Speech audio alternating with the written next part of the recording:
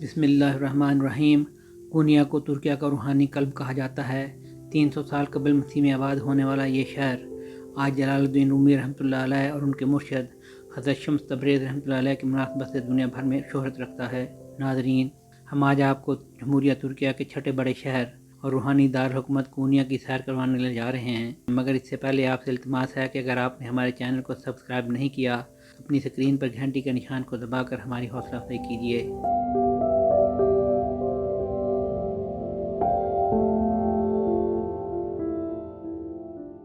گھومتے ہوئے درویشیوں اور دلکشی کا شہر کونیا ترکیہ کے دل میں خاص مقام رکھتا ہے۔ ملک کے وسطی اناطولیہ کے علاقے میں واقع یہ شہر روحانی تاریخ اور ثقافتی فراوانی کا ایک مینار ہے۔ یہ وسطی ترکیہ کا ایک بڑا شہر ہے جو قدیم زمانے سے سلجوقی دور تک انکونیم کے نام سے جانا جاتا تھا۔ کونیا کا علاقہ 30 صدی قبل مسیح سے آباد ہے اور مختلف اوقات میں ہیٹیوں، فریگیوں، کلاسیکی یونانیوں، بازنطینیوں، فارسیوں اور رومیوں کی حکمرانی میں آیا۔ 11ویں صدی میں سلجوق ترکوں نے اس علاقے کو فتح کیا اور اپنی نئی سلطنت روما کا دارالحکومت بنایا۔ سلجوقیوں کے دور میں یہ شہر اپنی دولت اور اثر و رسوخ کی بلندی پر پہنچ گیا۔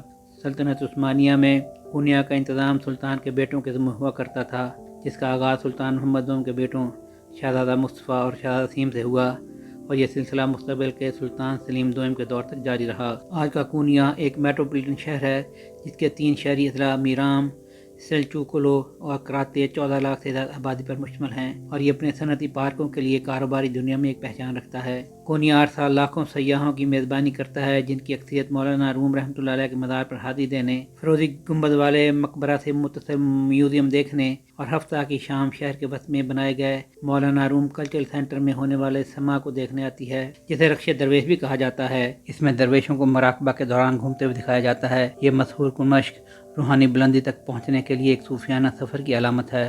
مولانا روم میوزیم میں ایک کمرہ ایسا بھی ہے جس میں استاد اور شاگرد کو تعلم کے عمل میں مصروف دکھایا گیا ہے، اور وہ شاگرد علامہ محمد اقبال رحمۃ اللہ ہیں جنہیں مولانا روم رحمۃ اللہ علیہ کے سامنے بیٹھے ہوئے دکھایا گیا ہے۔ کونیا میں ہر برس مولانا روم علیہ الرحمہ کے عرس کے موقع پر 15 سے 17 دسمبر تک تقریبات منعقد ہوتی ہیں، جن کا اختتام شب عروس کے ساتھ ہوتا ہے۔ اس کی تقریبات میں شرکت کے لیے مولانا نور رحمۃ اللہ علیہ کے 20 لاکھ کے لگ بھگ عقیدت مند دنیا بھر سے کونیا آتے ہیں۔